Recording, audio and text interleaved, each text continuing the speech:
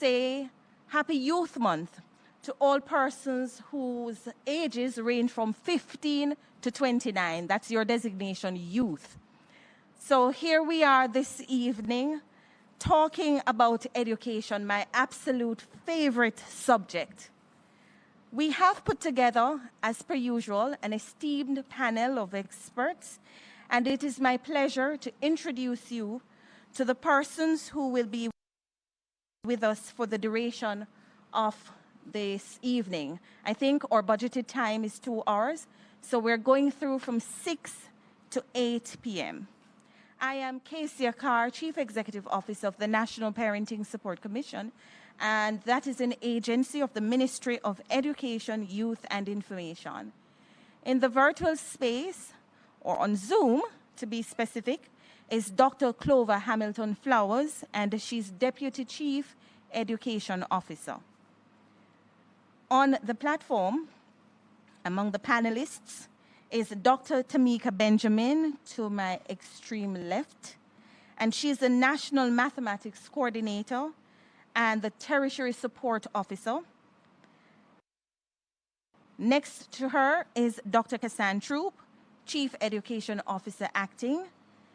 Next to her is Mrs. Maureen Dwyer, Permanent Secretary Acting. And of course, next to her is the Honorable Fayval Williams, Minister of Education, Youth and Information.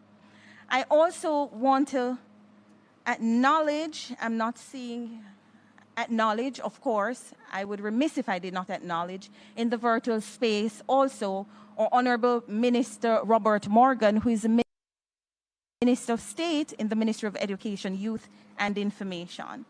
So here we are this evening, gathered to talk about the Sixth Form Pathways Program. And at the minute, we don't like when we have important matters and we don't gather. This evening will be from the persons under whose remit the program falls. And of course, as I said before, this program is an important program to the minister. The Pathways Program, Sixth Form Pathways Program to be exact, is really a part of the ministry's K-13 strategy. And the Pathway Program has 3 different tiers, 1, 2, and 3. And it really houses different programs that will prepare our children for higher education.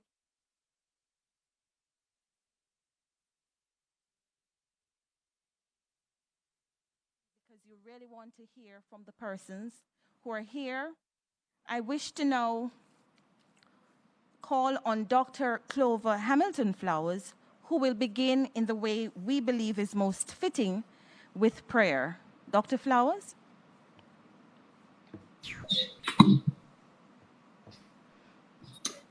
Let us pray. We understand that God is in full control of our lives. We know that He has purpose for children. We know that He has purpose for parents and for those that He has given responsibility for education. As we come to Him, we humble ourselves, and we are going to be depending on Him totally to guide our deliberations. Father, we bless You because You are a God of love. We bless You because You care for us in a special way, and You have been mindful about each of us. You understand what's going on in our individual lives, and You understand what's going on in our nation, Jamaica. Father, we know You have a great plan for Jamaica, and our children, Lord, will be the people that You will raise up, people that to make Jamaica an example to the entire world. We bless You for all of our parents. We thank You, God, for selecting each parent, Lord, as a vessel that You would want to be an instrument of love, Lord, and grace for every child that You have allowed to be in this world. As we come today, Father, we turn our hearts to You. We are depending on You for guidance.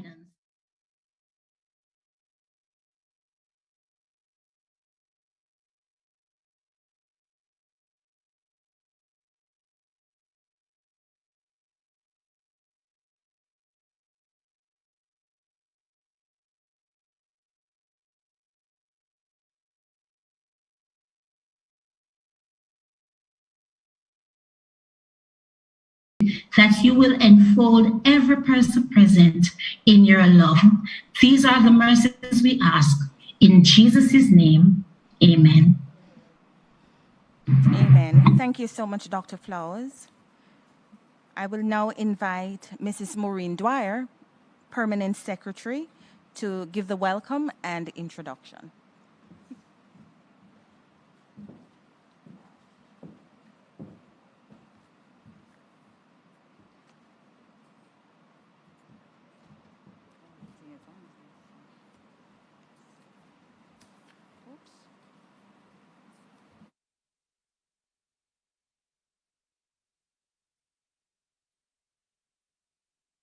Ms. Carr, Ms. Casey Carr, Chief Executive Officer of the National Parenting Support Commission, Honorable Fayval Williams, our Minister of Education, Youth and Information, Honorable Robert Nesta Morgan, Minister of State in the Ministry of Education, Youth and Information, Dr. Kassan Troop, Chief Education Officer Acting, Dr. Tamika Benjamin, National Mathematics Coordinator and Tertiary Support Officer, Dr. Clover Flowers, Deputy Chief Education Officer Acting, and other officers of the Ministry of Education, Youth and Information, principals, parents, students, and well-wishers joining us on the platform. Good evening. Thank you, Ms. Carr. It is my pleasure to welcome you all to this very important town hall meeting. This meeting is intended to update you and to answer your questions about the 7 years sixth form pathway program. We're happy for this opportunity to share with you and our stakeholders on the importance of this thrust to better prepare our students for the world of work and study after they leave secondary school.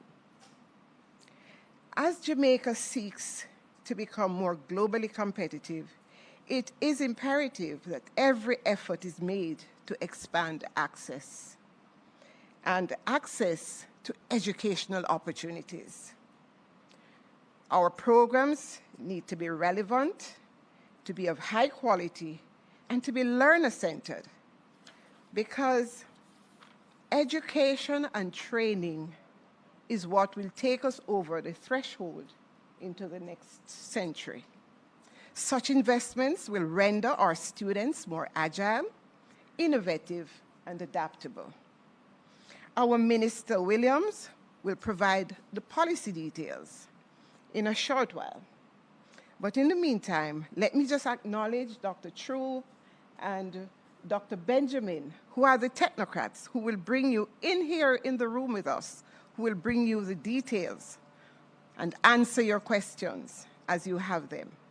Online, we also have technocrats like the Deputy Chief Education Officers, Dorrit Campbell, with responsibility for schools operation and school improvement services, Dr. Clover Flowers, who is the Deputy Chief Acting Head of Curriculum Services, and of course, our Dr. Felicia Marshall, who is the Assistant Chief Education Officer in the Tertiary Unit.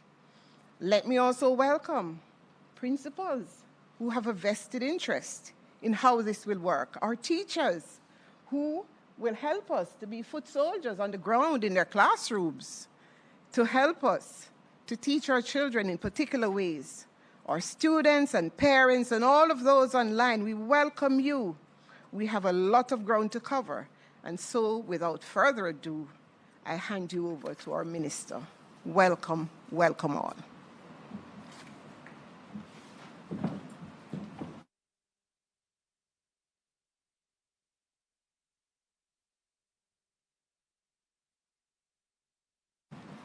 Thank you so much. Good afternoon, everyone. Let me acknowledge Mrs. Casey Carr, Chief Executive Officer of the National Parenting Support Commission and our moderator for this afternoon.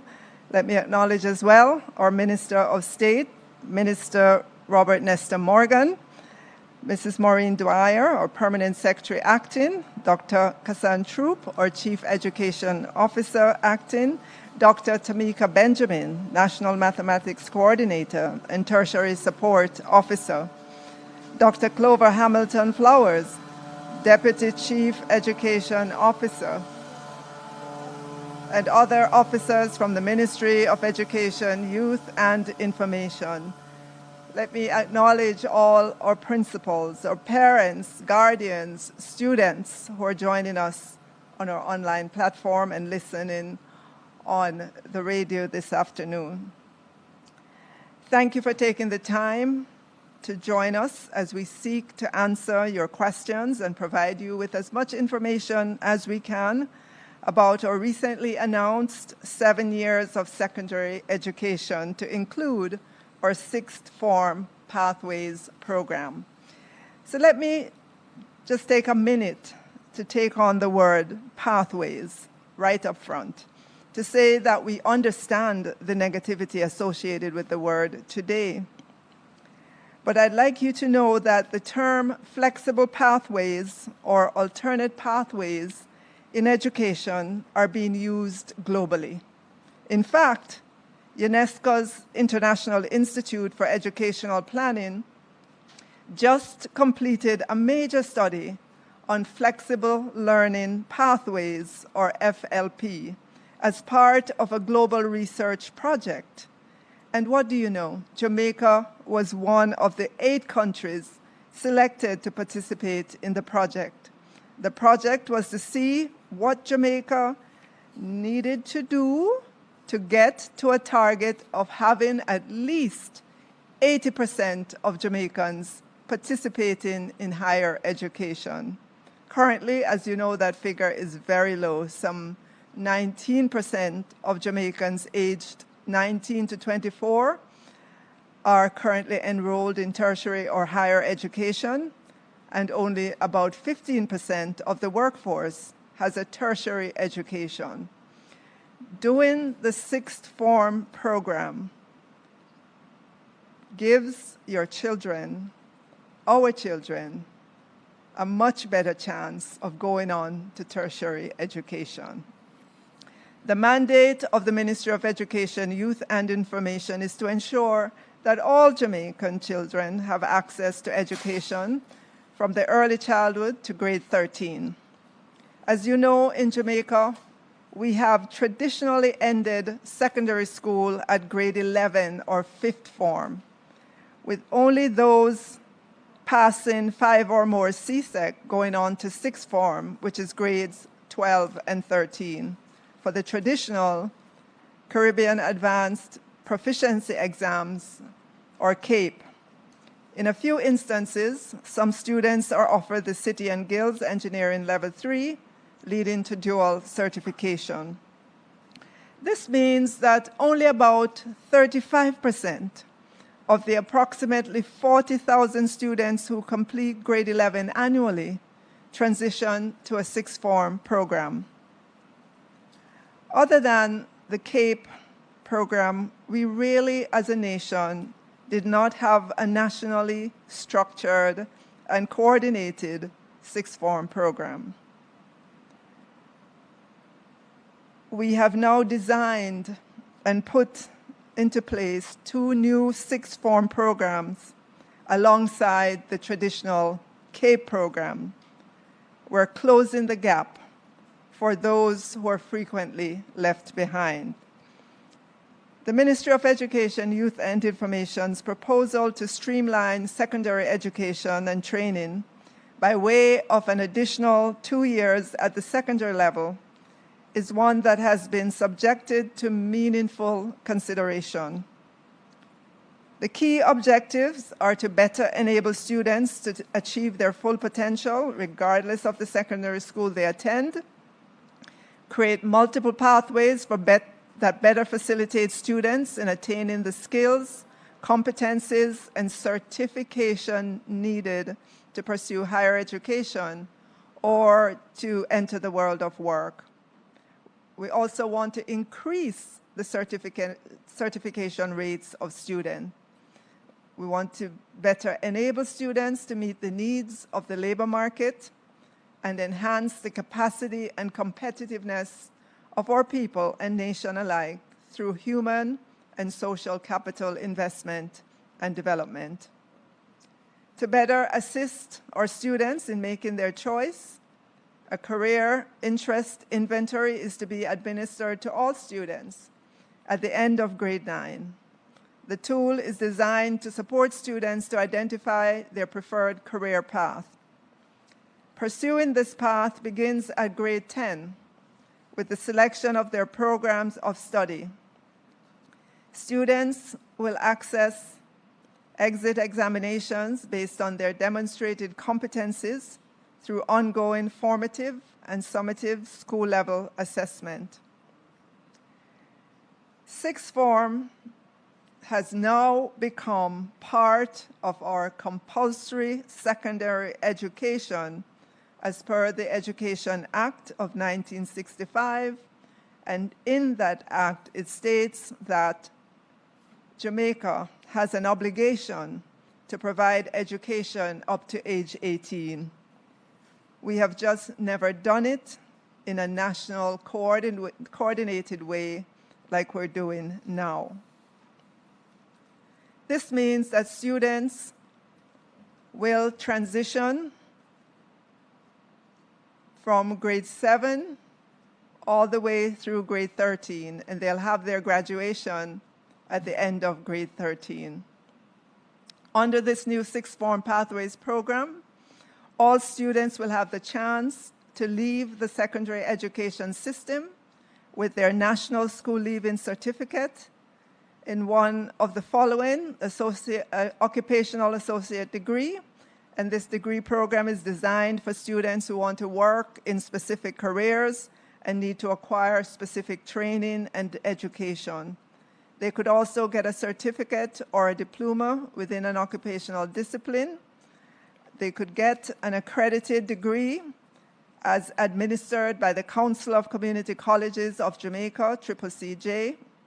They could also get an accredited degree as administered by the University Council of Jamaica.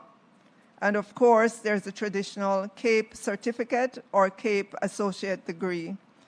Add to that would be the National Vocational Qualification of Jamaica, NVQJ, and this would be a certificate of competence that will provide relevant qualifications that are internationally recognized.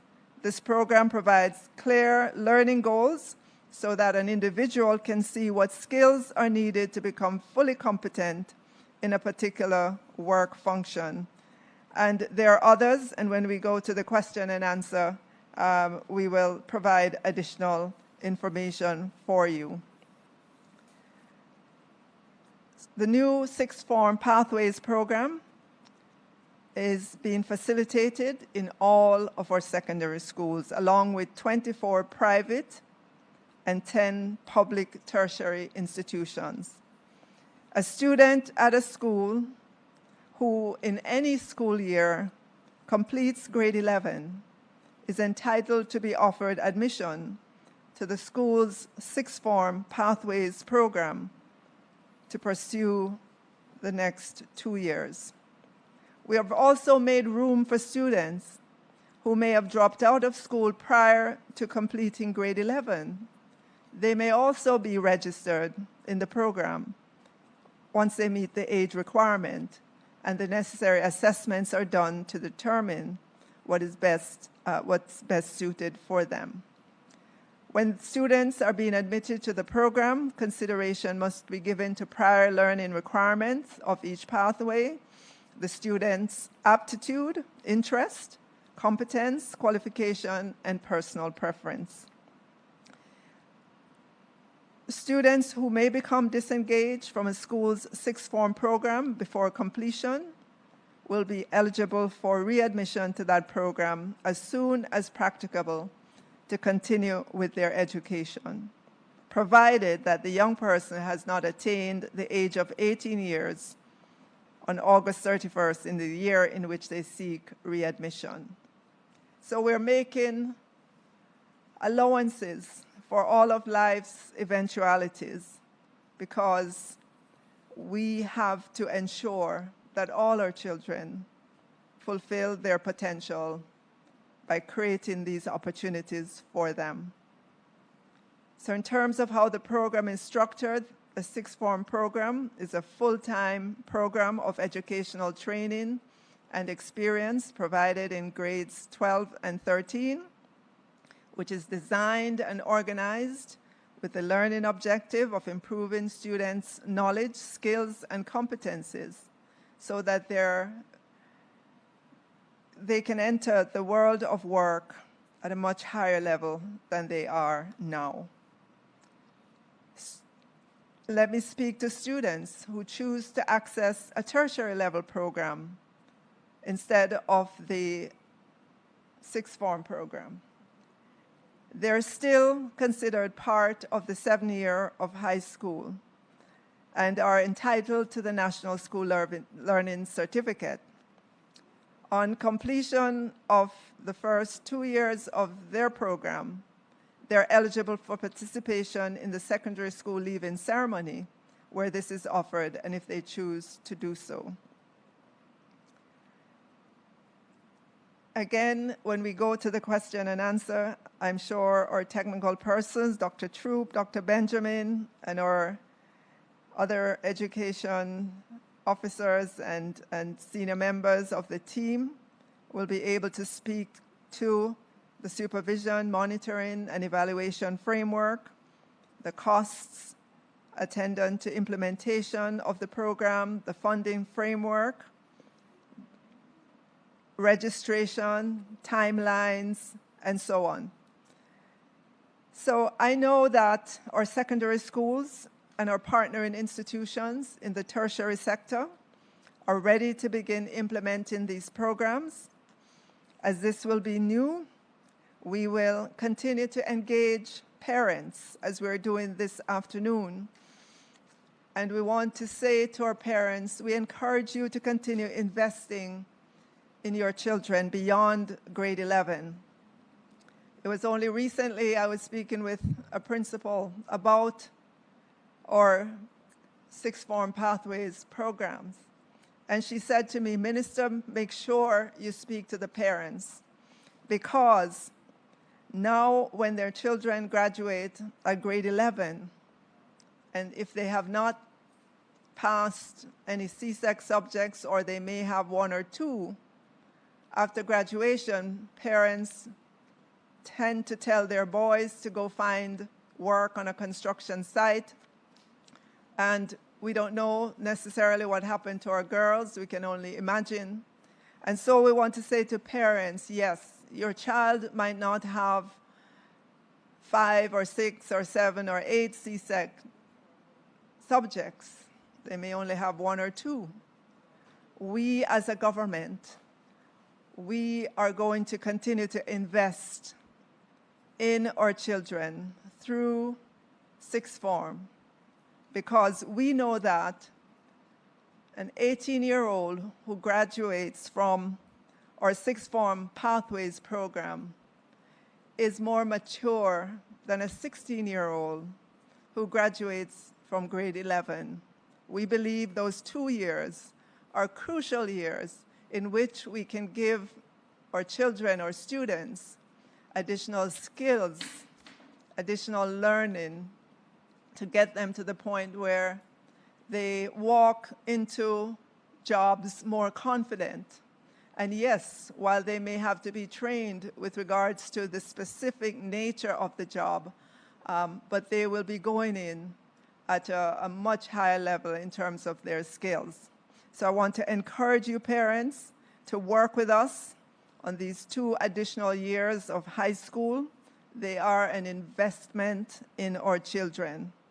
And for this afternoon, I want to encourage you to ask as many questions as are possible within the time that we have, so you can fully understand the benefits of this program. The young people are our immediate future, and we are investing in them. We believe in them and their potential. I am excited and looking forward to seeing the future successes of our students. Thank you so much.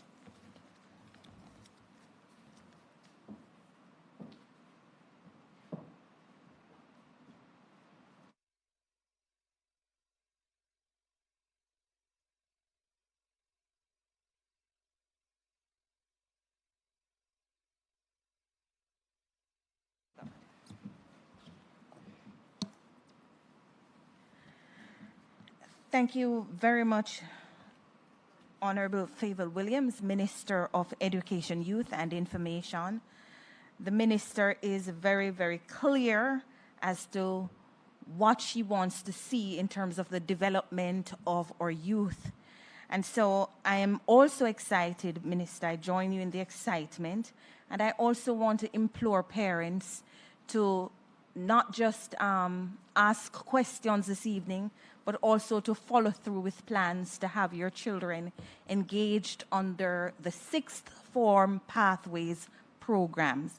I believe that this particular program, initiative, program policy directive, is one that really will change the entire education landscape. And I want to also thank you, Minister, for your vision and for your tremendous support of this particular initiative. And so I'm really keen on hearing now from the panelists until, do we have any questions yet? Purses are burning with questions. But may I just ask Dr. Tamika Benjamin, who is sitting to my extreme left, to just say a few words. Minister said a whole lot just now, and she certainly set the pace, the foundation, or the basis for the conversations this evening. But might you add something, Dr. Benjamin? Thank you, Ms. Carr, Minister, PS, CEO, and to all our parents and principals who have joined us this evening. I think the beauty of the Sixth Form Pathways program is the fact that it offers all of our students, regardless of where they are at the end of grade 11, an opportunity that's tailor-made to suit them. An opportunity to, if they need 2 additional years to work towards their 5 CXEs with their math and English, it gives them that opportunity. If they need additional time to master their basic numeracy and literacy skills, because we know there are those within our system who face different challenges and are not necessarily able to move at the pace of the average student. The beauty of this opportunity is it allows each student to maximize their potential on their own pathway. And so I think I'd want to encourage parents to take hold of the opportunity that's being made available to their children. This puts them at a better place, a better position, should they wish to pursue further studies at the tertiary level. But it also means that for those who may have to, for whatever reason, transition from secondary education into the workforce, it creates a better platform for that movement, much more than they would have had available to them if they exited the system at grade 11. So I think that's the main thing I would want to emphasize, because I'm very aware that every single child is different. Not all of them will attain the levels of success we will want at the end of 5 years of secondary education. And this is now an opportunity to give those who need that additional time the chance to be able to attain a higher level and be able to transition, whether it be to the workforce or into further studies. Thank you, Dr. Benjamin. And before we hear from Dr. Cassandra, who is our Chief Education Officer acting, may I invite Duhaney, who is in the virtual space, to unmute and ask his question. Duhaney, please unmute.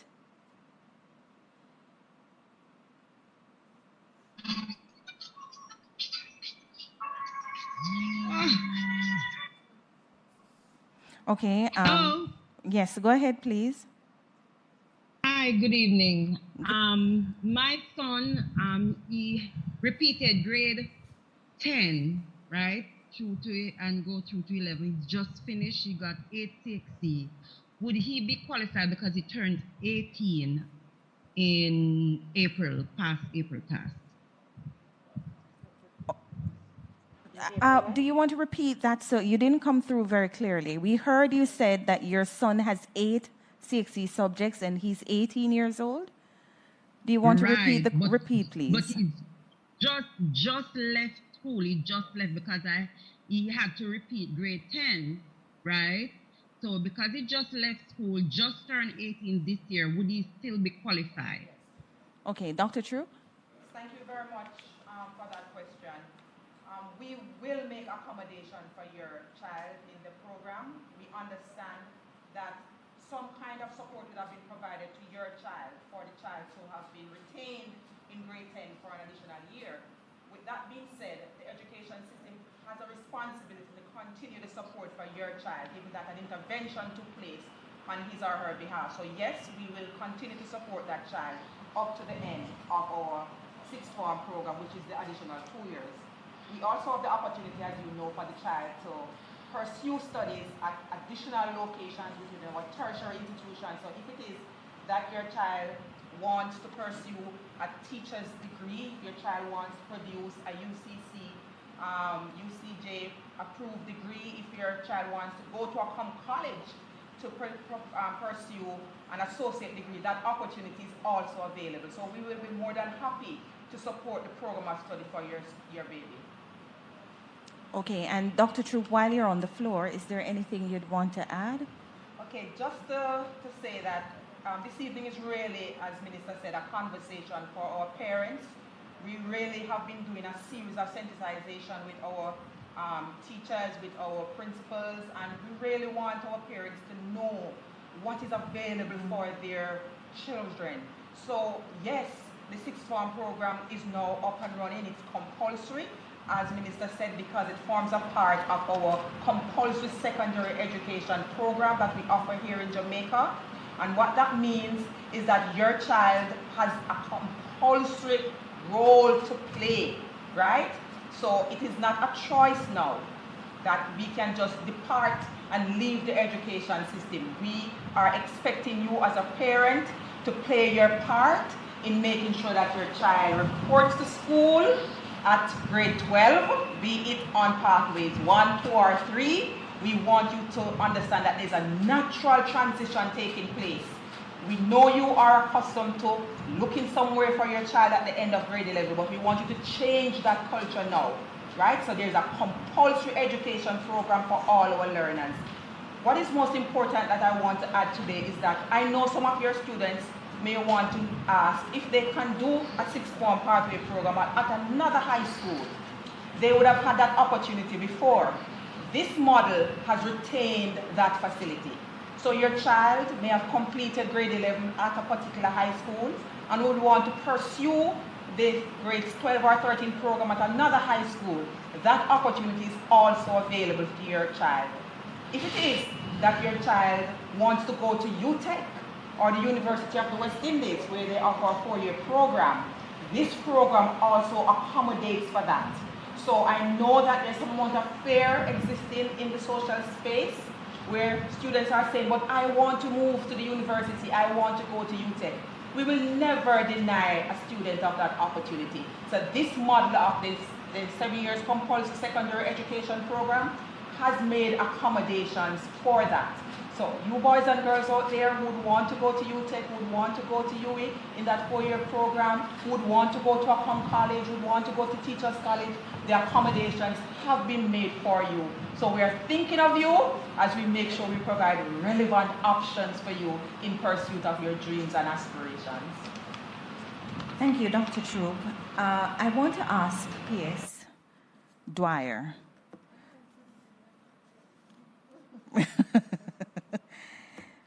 P.S., as you have, you're adept where the education system is concerned.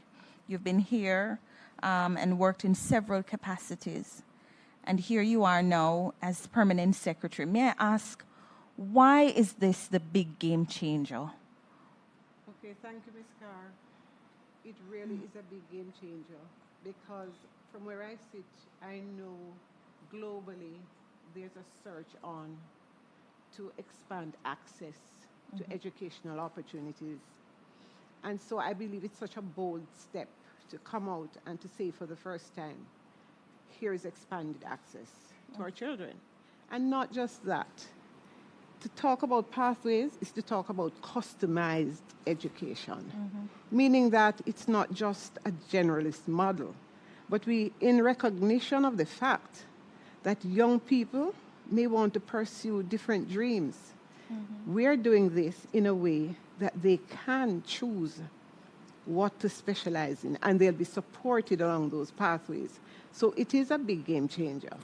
And so I want our parents and our stakeholders, as they listen, to not just look at it in the narrow context of Jamaica, but in the broader context of the global search to find answers for young people in the field of education. Thank you. Thank you, PS. And I wanted to ask, well, actually, someone is asking now, speak to the different pathways. Could you give us some specifics as it relates to each pathway, Dr. True? Okay.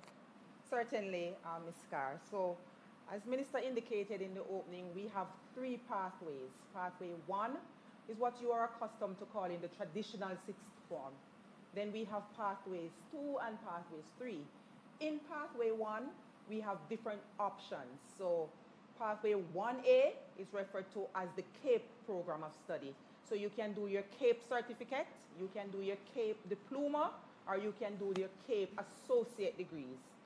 Then in pathway 1 again, you have what we call 1B. So there are some students who will pursue a dual certification. So in partnership with City and Guilds, we have some students who are pursuing engineering.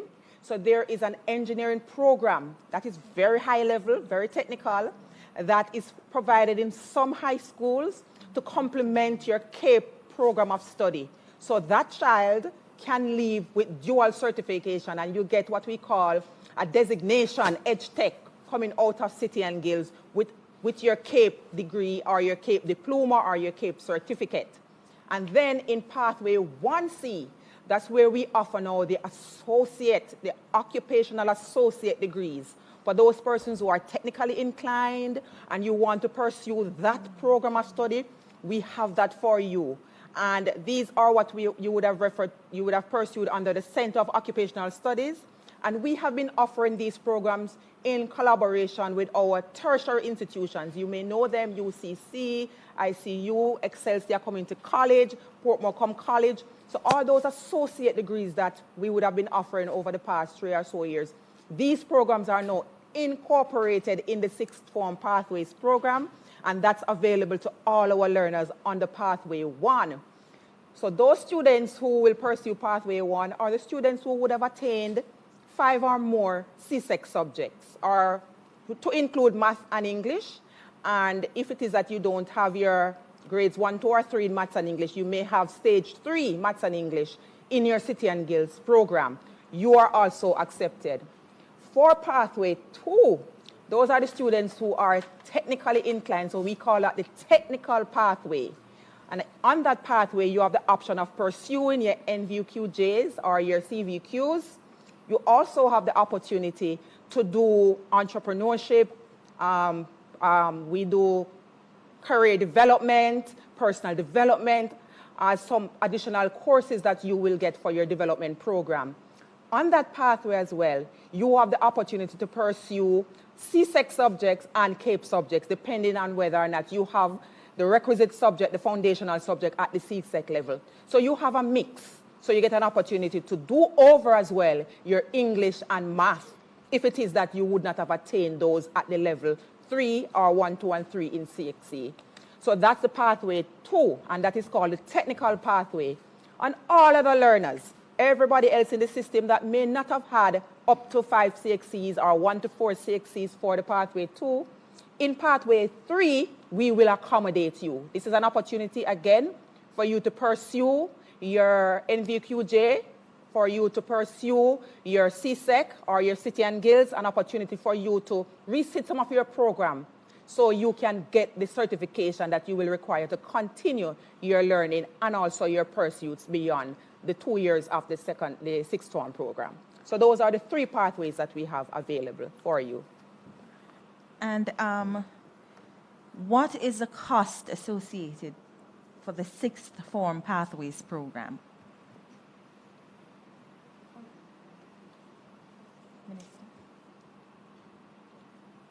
So, KCR and parents, we are excited to talk about that. Dr. Troop will, because she has all the details. But this is an investment that the government is making in our students. It's an investment because we know that if we don't, the costs are greater.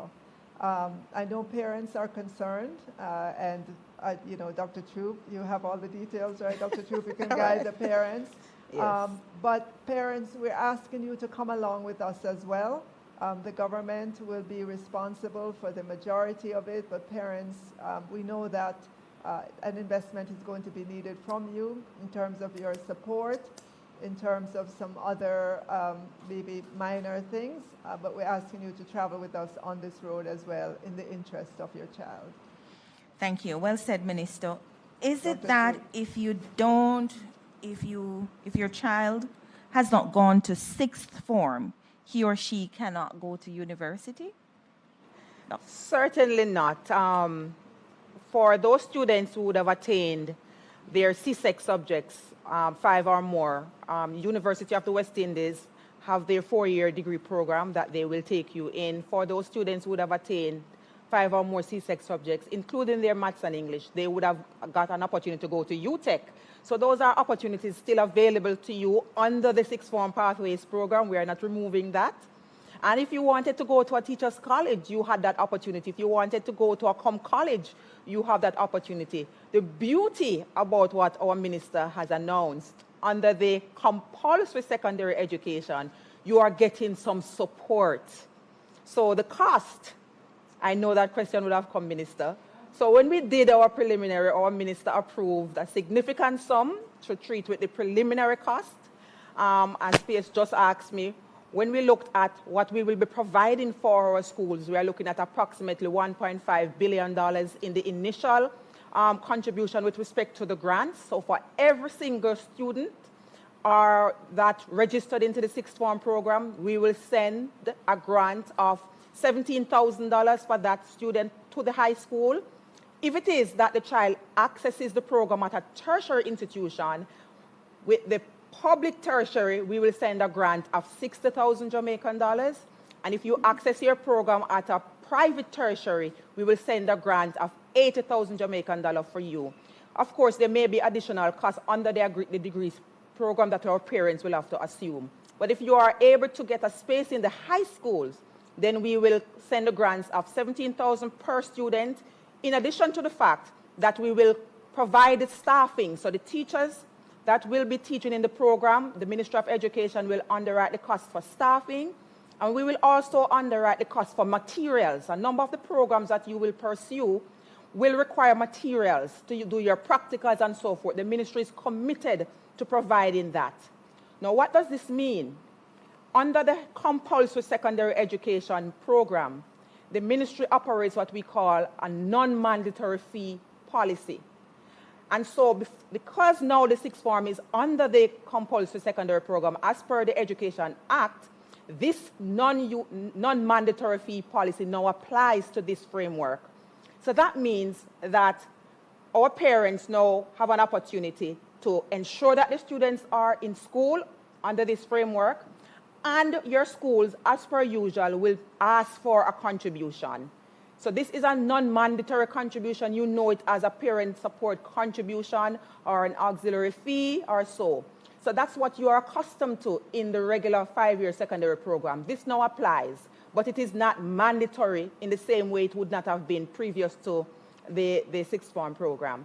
So our parents, we know you share the costs generally for education. You pay the lunch monies, you provided the bus fare, you provide the books, you provide the uniform. So we do understand that is a shared cost, but this ministry will provide the resources at the school level for you to access your program.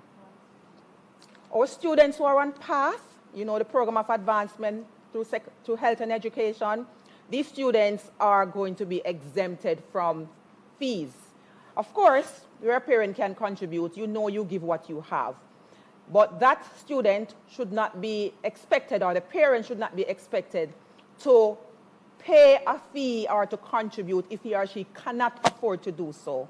So for this year, for students who are on path, who can access pathway 1, you are exempted from the fees, but you can contribute if you are able to.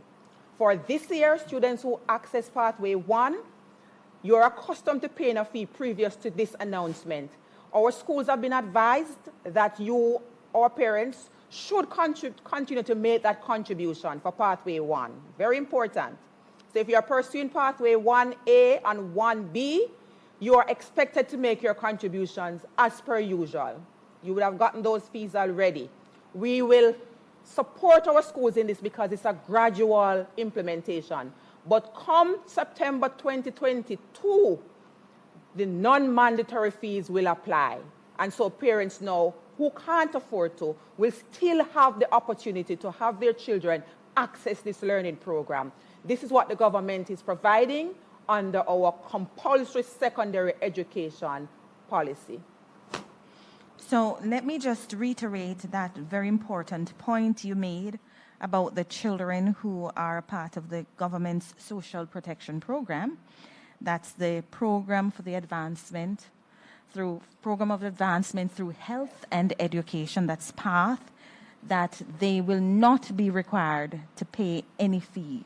So no child who accesses that protection program should be asked to pay a fee. All right, I think that's important to underscore. Here is another question. If you attended one school and continue to grade 13 at another, which one of the schools do you really graduate from? If you attended one school and you continue to grade 13 at another, which of the two schools are you really graduating from?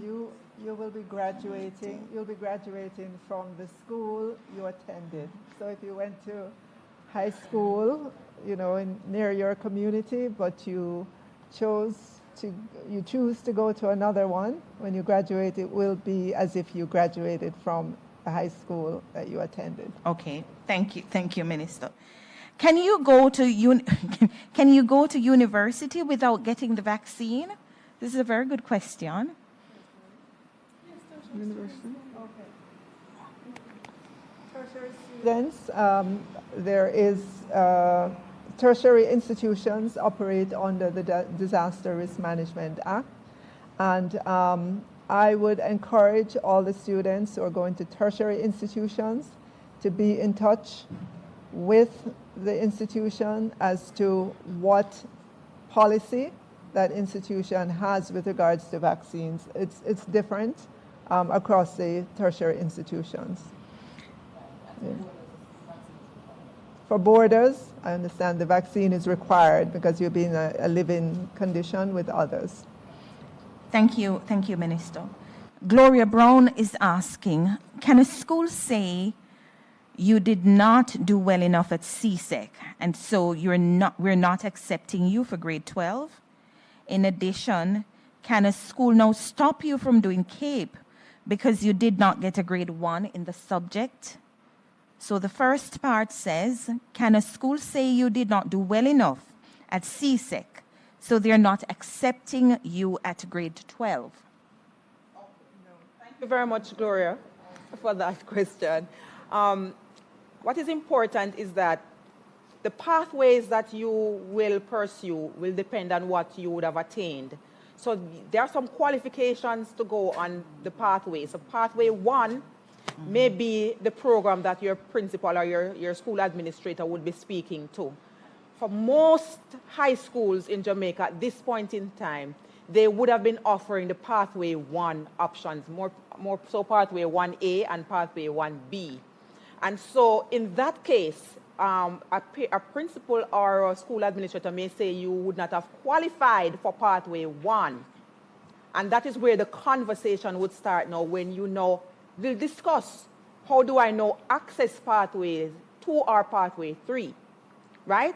I want our parents to also understand that for this year and a couple years to come, we will be partnering with our tertiary institutions deliberately.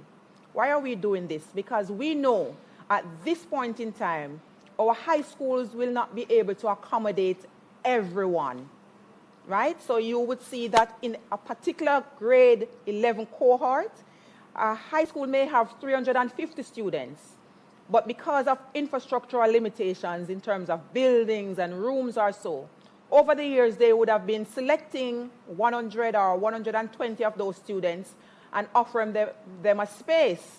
And so they would traditionally be offering the Pathway 1, which is a traditional sixth form program.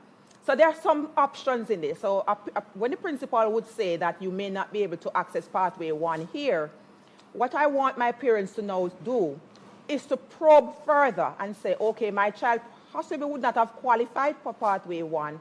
How now can I access Pathway 2 and Pathway 3? Your principal has a responsibility and obligation under the compulsory model to have that conversation with you, because at this point in time, our high schools are mapped to tertiary institutions, and so this is where you will be channeled into accessing a space at one of these tertiary institutions. So it's a conversation, parents, that you need to have with your principals. Thank you, Dr. True. We've been talking about the sixth form pathways program. Please, Minister, go ahead. I just want to say to parents that this is a new dispensation. We understand that you may not get all the information all at once. We're asking for your patience as you go to school seeking information, as you go to our website, as you get emails from us.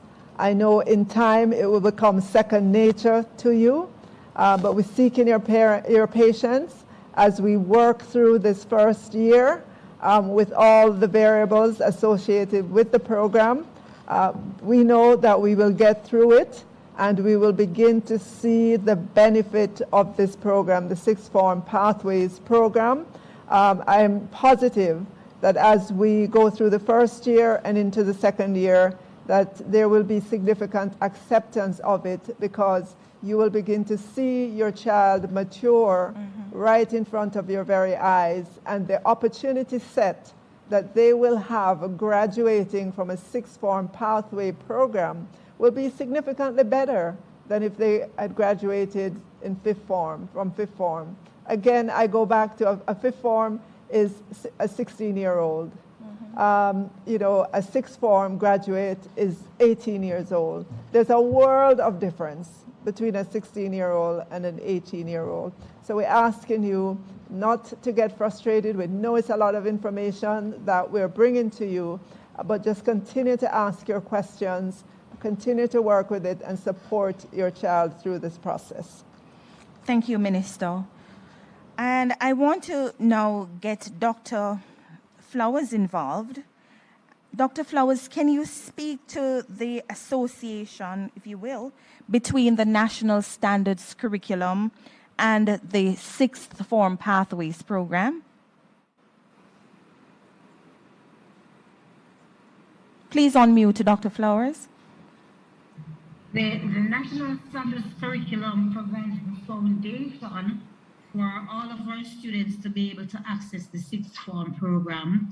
When we think about the National Standards Curriculum, I want us to be mindful of the fact that the students are exposed to a variety of subject areas. They do subjects, for example, that expose them to resource and technology, which is rooted a lot in the technical vocational areas. They are also exposed to the sciences, various science subjects. They're exposed to the creative arts, the performing arts, and also to subjects that we refer to as enrichment areas. Some of these enrichment areas would include like physical education, health and family life education, religious education, and guess what? These would also be considered as specialist areas when they access the sixth form program. For most of these areas, they would also be a part of what happens if they are accessing Pathway 1, Pathway 2, or Pathway 3. Thank you, Dr. Flowers. Thank you. And there's another question here. Students in grade 11 are expected to do work experience based on their practical areas or career choice. Is the work experience program extended to the SFPP, Sixth Form Pathways program? There's a requirement for some community service in the program. But I'll ask Dr. Troop in terms of adding more details to it, but there is such a requirement. Dr. Troop? Yes, you should be hearing more from us as we restructure our work experience program, but you would have been exposed to the work experience program up to grade 11, and following from that, in the sixth form program, you will now be expected to continue what we call community service. So there is 15 hours of community service in year 1, I think, and 15 hours in year 2. And if you're in pathway 2 or 3, there may be some amount of experience that will be built into some of your technical programs. And for those who are doing the OADs, you also may be expected to do some work experience programs. So those things are built into some of those programs, depending on what you pursue on the pathways. Thank you, Dr. Troop. Are teachers' colleges and community colleges now free for students on PATH? Okay. No, the teachers' colleges, that's a tertiary institution with its own mandate. In our partnership under the Sixth Form Pathway Program, we provide a grant. If it is that you want to pursue your teacher's degree, we are providing for your first 2 years for our public tertiary institutions, which the teachers' colleges fall under. We will contribute $60,000 in year 1 and $60,000 in year 2, which will wrap up your 7 years of high school program. The other components you will have to underwrite. I believe though that PATH beneficiaries have access to, I think it's $100,000 under the PATH initiative for their tertiary years. So it should apply to one of those 2 years as an addition to, in addition to the grant that we would offer. Please restate, Dr. Benjamin. So PATH beneficiaries who transition to the tertiary level have access to a $100,000 grant. I think they apply for it through the Ministry of Labor, however. So I'm just saying to that parent who would be asking that question that that's another option for funding they could pursue to supplement the grant that would have been available to their child under the Sixth Form Pathway Program if they go into one of the teacher training colleges. Thank you for making that connection. I wanted to ask, as we talk about customized learning, it seems to me we're talking about catering to children who have different natural inclinations, different interests. And I wondered, given the fact that a child is still in his or her developmental stage, should a child have accessed, let's say, Pathway 1, and has an interest in some of the program offerings on Pathway 2, could that be allowed? In other words, is it flexible, or is it that once you access one pathway, that's the pathway you remain on? I'll let Tamika do that. Yes. Okay, so there is a lot of flexibility. I did say at the beginning that this was the part of the program that I found most intriguing and attractive. There's a lot of flexibility. So a student who even qualifies for Pathway 1 but has an interest in programs available on the Pathway 2, they are free to access the Pathway 2 programs should they wish to. If there's a student who is pursuing programs on Pathway 1 but would still like to pursue an NVQJ-related qualification that would have been traditionally available on the Pathway 2, they can pursue their Pathway 1 program and access that as well. So there's a lot of flexibility. The program also allows students to transition from one pathway to the next. So if at the end of the first year of Pathway 3 or Pathway 2, the student has attained the level required to transition, they can do so. So there's a lot of opportunities for growth and for movement for the student based on how they progress. Thank you. Child is a late bloomer, for example. Let's say they got into pathways 3 because they only have 1 or 2 CSEC, but you know, that child suddenly finds their footing, right? And they retake some of their CSEC subjects and are successful, they could transition to Pathways 1. So it's very flexible. Additionally, we are going to have an emphasis on helping our students find their career path. So we'll be doing a career inventory from the time they're in grade 9 to just kind of feel them out to see what their interests are and begin to follow them that way so that we can guide them more than happens right now, so that they begin to see the close relationship between what they're going to do when they graduate and what they're doing right now as they go through the program. Absolutely. I believe those connections are so very important. Thank you, Minister. Dr. Benjamin, could you just say what NVQJ is for parents who are listening? Vocational Qualification of Jamaica. Okay, so National Vocational Qualifications of Jamaica, NVQJ. I'm so sorry. That's quite fine. That's why I'm here. All right. So we are talking about the sixth form pathways programs. Dr. Benjamin, you are the tertiary support officer, but you're also the national mathematics coordinator. Talk to me about the supports that will be available to children along a pathway. Let's say you have a really bright child who has a very clear indication of where he wants to go. He understands what his career interest in and is working, but he's finding it difficult in terms of his attainment levels where math is concerned. Talk to me about what supports will be available to students along the pathways. Okay. So thank you for that question, Ms. Carr. The Ministry of Education, Youth and Information has been providing a lot of opportunities for students who need additional support to attain the levels of mathematics required to progress, whether it be for further studies or to enter the world of work.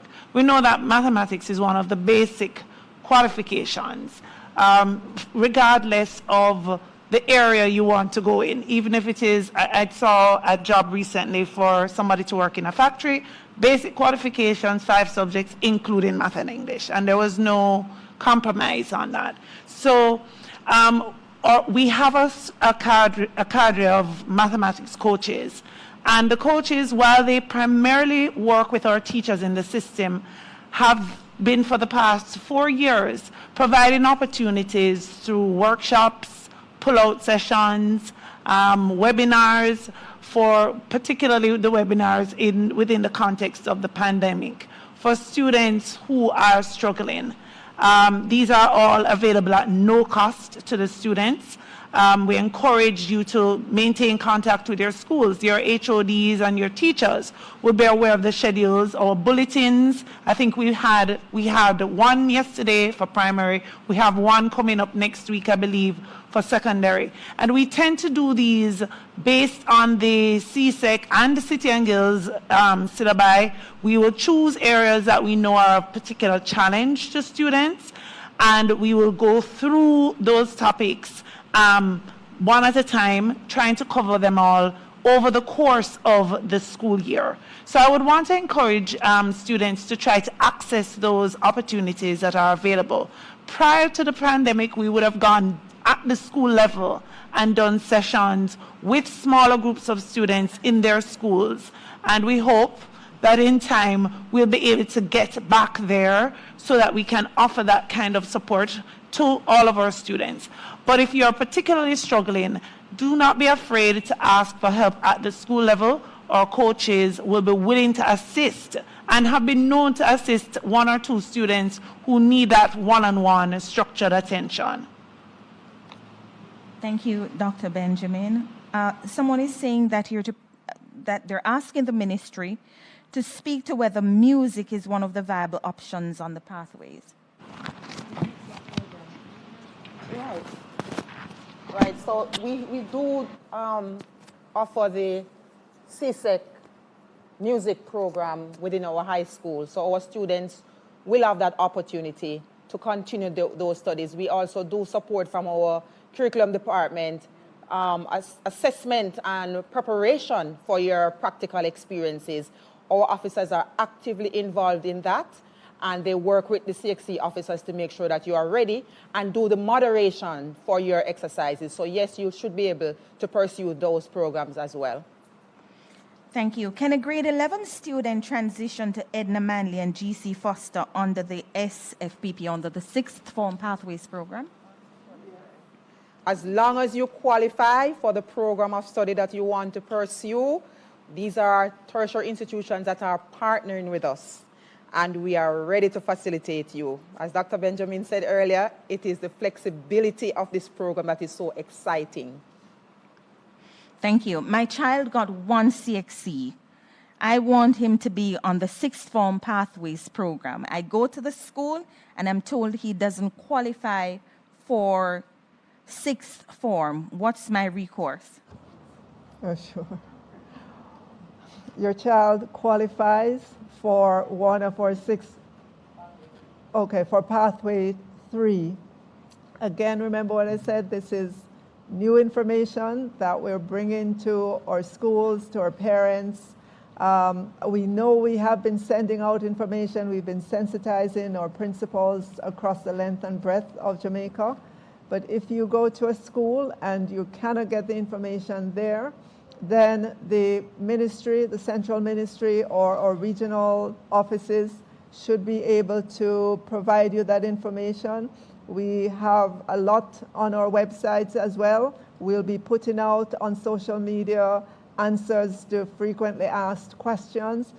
We know that it is the beginning, and so there may be teething pains and so on. But there shouldn't be any school across Jamaica, any secondary school, to which you go that they should be telling you that they do not know about the program. Let us know which school that is, because we would immediately call the principal, ensure that they've read the bulletins coming from the ministry, that they are familiar with the information. So let us know if you run into that obstacle. Thank you, Minister.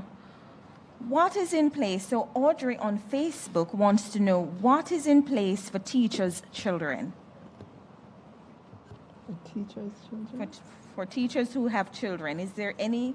I suspect this person wants to know if there's an incentive because this is a child of a teacher. What's in place? Okay. Dr. Benjamin, are there any incentives for children of teachers? Well, as you know, Sarah, our teachers are parents too. And so all the facilities that we have available are available to parents, will be available to our teachers.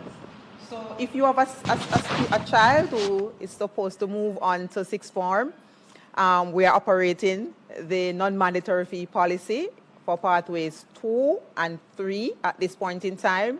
We would have permitted our high schools that would have been offering the pathway 1 over the years to allow them to do their compulsory charge for this year, but next year the students will be exempted. But if you go, your child will also benefit from the grant that the ministry will provide. Every student at this point in time, the ministry will fund the school, $17,000 for those who are not on path, and for those who are on path, we provide $19,000. We're also providing the funding for teacher support. So your child will benefit from a cohort of students who will be taught by a teacher. We, the Ministry of Education, will fund that. Your child may be pursuing a program that will require some materials like your practicals. Those are heavy. And so we will also provide material grants for your child to pursue and to complete his or her practical assignment. So you will benefit as a parent as well. Thank you, Dr. Troop. May I now invite Ms. Dorothy Campbell to unmute her microphone. And Ms. Campbell, could you please talk to us about the implications for school improvement?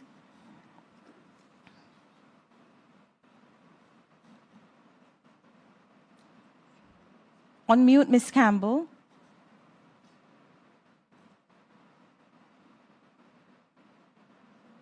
Of course, Ms. Campbell is the Deputy Chief Education Officer.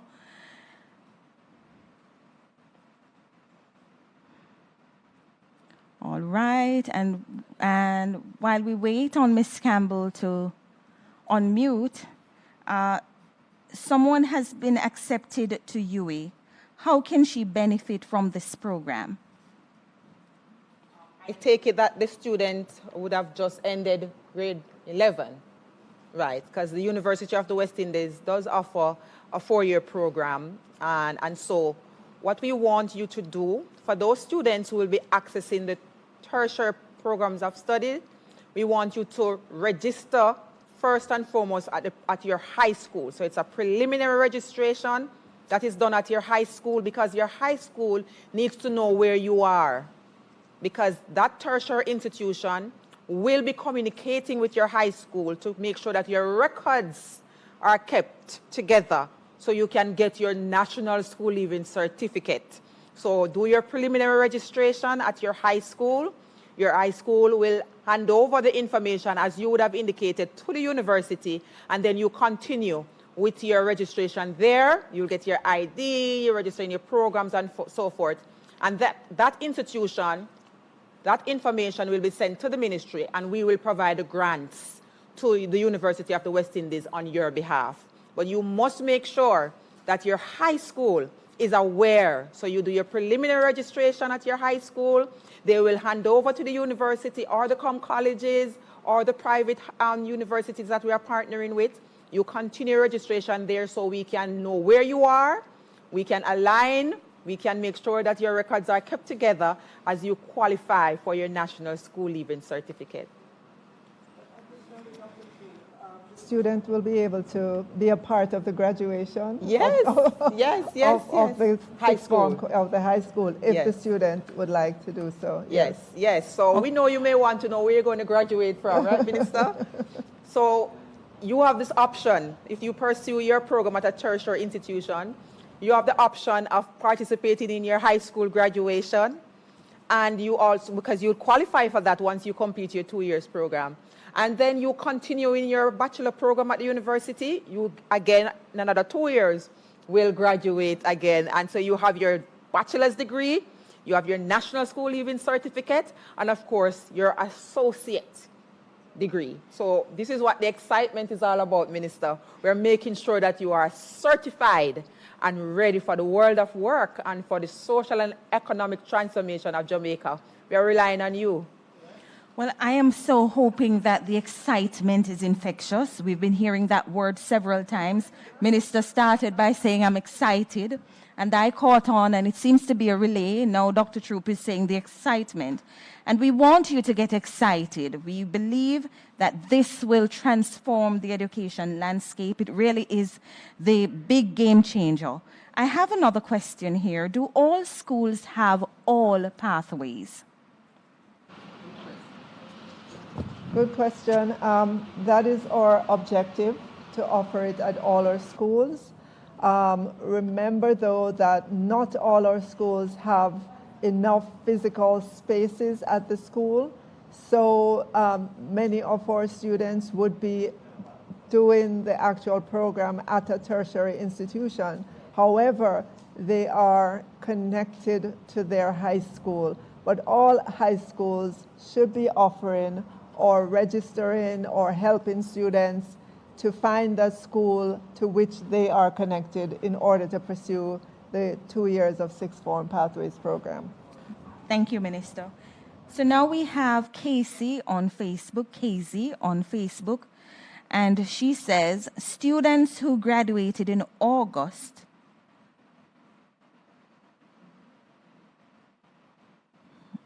the schools are not taking them back if their CXE passes are not grades 1 and 2 for sixth form.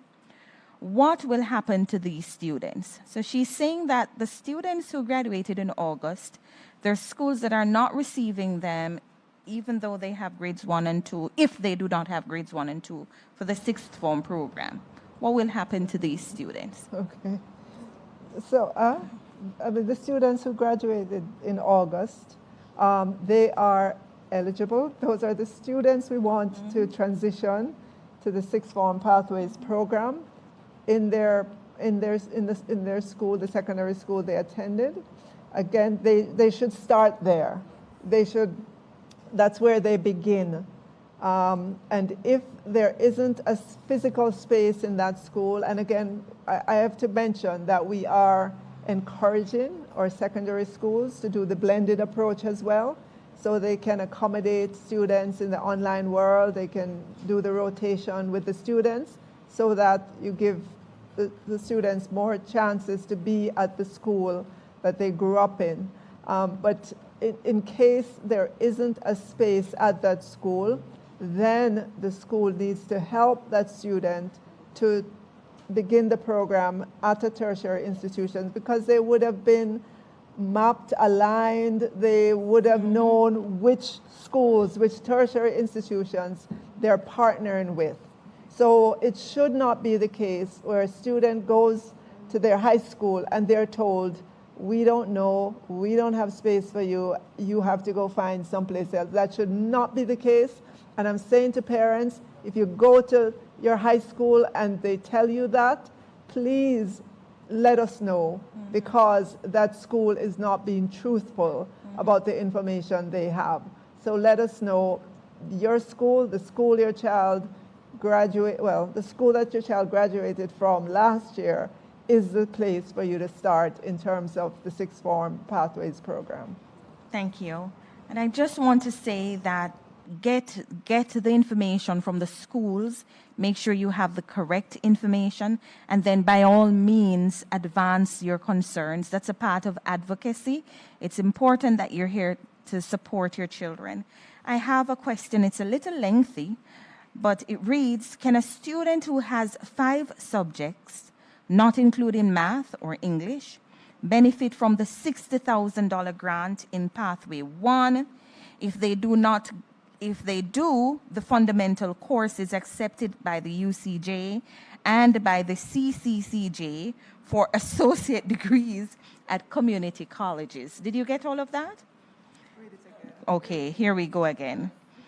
Can a student who has 5 subjects, not including math and English, benefit from the $60,000 grant in Pathway 1 if they do the fundamental courses accepted by the UCJ and the CCCJ for associate degrees at community colleges? The short answer is yes. The short answer to that lengthy question is yes. Thank you so much, parent, for asking the question. We are now at 7:20, believe it or not. We have only 40 minutes to go, and we've been talking for the last 1 hour, or let me see, we started at 6, so it's 1 hour and 20 minutes. We've been talking about the sixth form pathways program. Have we managed to reach Ms. Campbell? Because I really want to hear Ms. Campbell's response. Is she on? Ms. Campbell? Okay, all right. So we are working through the technical glitches. And I still want to hear an answer to this. So maybe one of the panelists would like to take it on. What do you believe are the implications for school improvement? All right, so Casey, as you know, school improvement is one of the key areas that the Ministry of Education has been focusing on for a number of years. In fact, we have trained our education officers in a school improvement framework and a matrix to assist our schools as they develop their growth plan. And I'm happy my acting PS is here because her data from her previous role as a chief inspector is what we rely on within our schools to craft what we call a growth plan under the school improvement framework. So we look to see what is the school doing well at, what we are not doing so well at, and we use the school improvement framework to address those areas that we are not doing so well at. It normally focuses on a 1-year, 2 or 3 year intervention, and predominantly we're looking at teaching and learning. Dr. Benjamin is here. Critical attention is given to math and language development of our boys and girls. That school improvement plan may also speak to infrastructural development to support program implementation at our school level. So this program expansion, which is our sixth form pathways program, is important as part of the school improvement framework, because our principals now will have to go back, and to look at their limitations, look at their structure, look at their programs, look at what is relevant, look at the shift in education globally, and how they're going to remodel, restructure their schools to respond and make sure that we are providing and developing students who are ready for the 21st century. So this is critical. This, as our minister indicated, is a shift in thinking, a shift in culture, and culture shift is very, very, very difficult to achieve. And so the school improvement framework is very, very important. We now have a school improvement branch in the Ministry of Education led by an assistant chief education officer. This is how important this is to making sure that our schools can grow and develop and achieve the rating that Mrs. Dwyer is accustomed to giving, the excellent and exemplary and above satisfactory, all of that is what we want. And so this is embedded in that, how we develop our school as part of the framework. And now that you have spoken about our Permanent Secretary Dwyer so much in your response, perhaps it's time to hear her voice again. Mrs. Dwyer, how do you expect this to impact the secondary school's effectiveness and leadership? How will the sixth form pathways program impact the secondary school's effectiveness and the leadership of these schools? Okay, thank you for that. The focus is now going to be, I believe, a lot on using the data to track students' progress. So whereas before now we stopped at grade 11 and we had no idea how our children would progress to tertiary or the world of work, we have a longer period of time to look at how they come in, customize their learning, and watch their progress and their growth to the next level of their education and into the world of work. So I believe it's a grand opportunity. School leadership will now have to be adaptable. We'll now have to focus on data. We'll now have to focus on bringing teachers together in a kind of learning environment. So together we can build and continue to watch our children grow and ultimately the improvement of our country. Yeah. So I'm hearing there's... Yeah, go ahead, Minister, please. Whereas before, our children would have made it through grade 7 to grade 11 and probably didn't see the connection between what they're doing in school and the career or the work that they would go to after that, this program, cements that, because as soon as they get to grade 9, we'll begin to do the career planning with them to find out what their skills are, what do they like, and try to help tailor the program. So right away at grade 9, they begin to think about their future career, and then they can begin to see that what they're doing in school is going to determine the quality of life that they have. It's going to determine the type of jobs that they will have after school.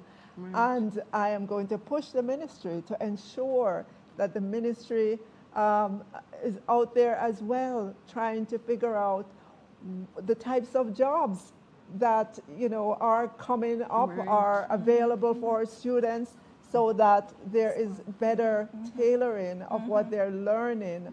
Yes. So when they go out into the world of work, the opportunity will be there, and they'll be able to walk in with confidence into interviews, into jobs, because they're coming ready for the world of work, rather than just leaving at grade 11, going home, not knowing what they're going to do because they did this subject and nobody's hiring for that. You know what I mean? So you can tell I'm excited. Yes. Minister just described an agile education system that's responsive. Yes, I'm excited too, Minister.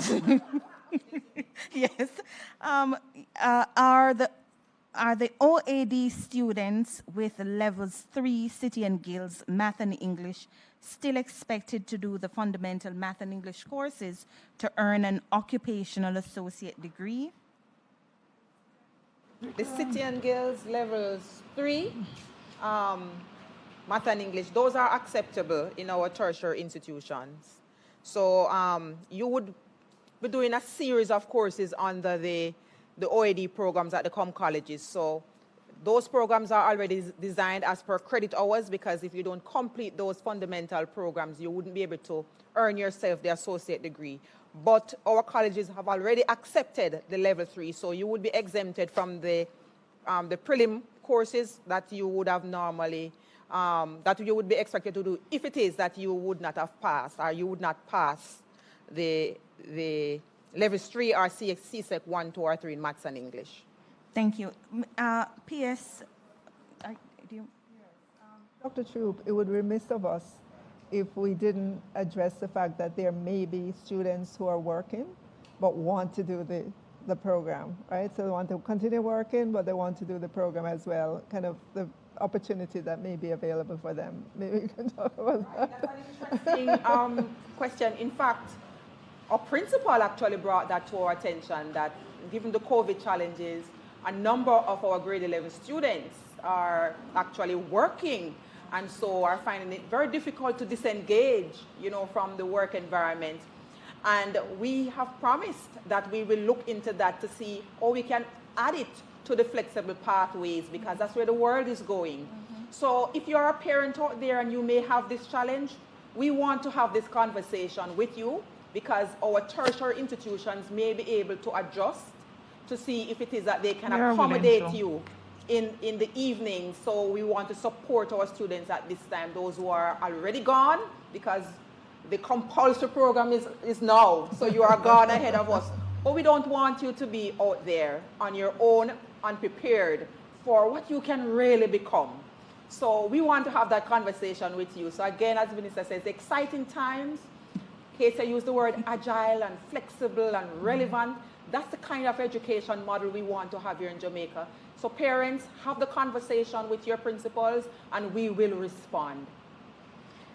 Yeah, thank you, Dr. Troop. Thank you, Minister. I want to go back to something that PS said that just sparked something in me.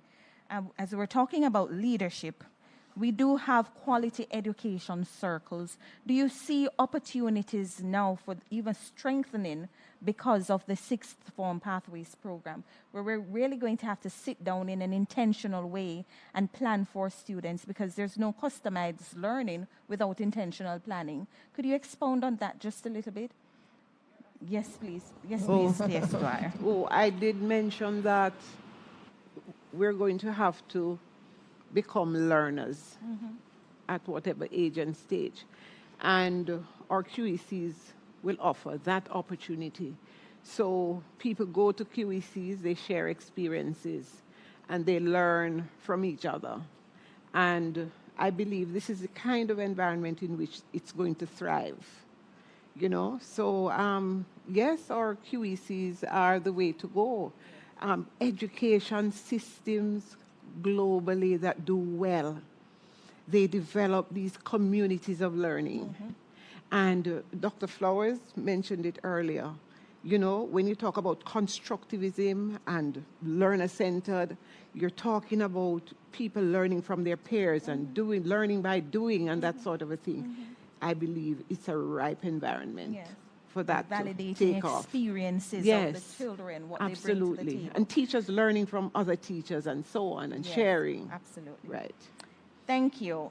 Teeny Brooks on Facebook wants to know, will teachers be paid more to assist students in the pathway program, Minister Williams? Well, what I do know is that our teachers will be timetabled, so I don't believe they're going to be required to work extra hours. We will timetable our teachers so that, there will be adequate teachers for whether it's the regular grade 7 to 11 or sixth form pathway program or grade 12 and 13. Thank you. A number of parents, I'm told, on Facebook are asking, why start this program now? Why not start the program with the grade 7 students? And to that, I would say we should have been doing this program since 1965. Go back and look at the Education Act. It required us to provide education to age 18. So we are very, very, very late in doing this. Yes. But nevertheless, we have designed what we believe is a program that our students will find very interesting, exciting, engaging, because it's going to speak to who they are and what it is that they would like to do. For the first time, we're bringing in a program to help them to tease out their career goals in a more deliberate way than would have been done in the past. We're using technology to help us. We're going to launch a platform that can help you through a series of questions and so on to get at what it is that you're interested in, and then begin to tailor on the subjects that you would like. Of course, there are foundation subjects that everyone should have, mathematics and English. We want all our students to excel. We want all our students to be high achieving. Gone will be the days when you graduate from grade 11 and not know what the heck you are going to do. Gone will be those days when you go wandering into the world as a 16-year-old girl or boy. Now, what kind of future is there for someone graduating at age 16? So we're saying extend the school year to age 18, give you 2 more years, allow you to make up if that's what is required, if you haven't gotten, you know, the CSEC subjects that you want. Here is your chance again to do that. Many of us, including myself, are late bloomers. And 2 years is going to offer you that opportunity to just blossom and be the person that you want to be. And you will see the relevance of the education because we're linking it to your career goals. You know, I'm listening to Minister, and it's important for parents to listen and make sense of the information. But I'm listening and I see that it's really Minister's baby at this point. It really is. When you can start making those connections to what you're doing to your own life and your own life experiences, your own pathway, Minister, then that is going to resonate with so many persons out there. You are looking at our Minister of Education, the Honorable Fayval Williams, who just said to you, listen, I was a late bloomer, but here I am now. What that's telling you is that there's really no indictment, and it's not about how you started. It's about staying the course. It's about accessing the supports that are there for you. It's about finishing strong. That's what it's about. And so let us all put all our hands on deck and get this going. Parents, we're really depending on you to rethink and reimagine how you think about your children's future. Here is an opportunity for them to really dream and dream big, understanding that there are many, many opportunities we're now affording them under this program that should have been implemented in 1965. I shudder to think about that. My goodness. But here we are, and we're doing it, and it's going to be a success. So then, it is 7:36 p.m., and we have a question from Kareen on Facebook. And Kareen says, what about students who are entering into pre-college programs? How will they benefit from these? How will these students benefit? So those students who are doing pre-college programs. Or we're going to make some assumptions all here. right. So Dr. Benton, So are you if speaking? I'm assuming that's a program that would have prepared you to access the full degree. For the University of the West Indies, it may be in the Faculty of Science and Technology. Usually there is a preliminary year before you enter the, for students who may not have completed CAPE, there is a preliminary year I know in that faculty. It doesn't exist in all of the faculties, but I know it does in science and technology. And you also would have for UA much on a broader basis, pre-UA. So if it's a program that's preparing you to access the bachelor's degree program, it's also included in the suite. And that's assuming you would have met the requirements for Pathway 1, which is where those opportunities would have existed. Again, if you want to access the program outside of your secondary school where you would have pursued grades 7 to 11, we encourage you to go back to your school, register there, and they will be able to guide you to complete the registration process, whether it is in one of the community colleges or the teachers' colleges or one of the universities. So always go back to your school, start the process there, and then they will help based on the interest and the aptitude and your child's desired career path to help you transition and complete the registration process at the relevant tertiary institution. Thank you, Dr. Benjamin. Dr. Troop, you wanted to say something? Well, I think Dr. Benjamin said it. We just want the students to start at their schools because that's where the information is. We have a strict evaluation process for the tertiary institutions that will offer the support at this time. So our high school principals are aware of those that we have approved. The institutions would have to be evaluated against some criteria. We have to make sure that when you go there, you are provided with the teaching skills that are required, the cohort exists, the facilities are adequate. So we do some preliminary work. And these institutions are required to be registered under the university charter as well as some of them with our independent schools unit. So there are some preliminary things that we do because we just don't want you to go any and everywhere.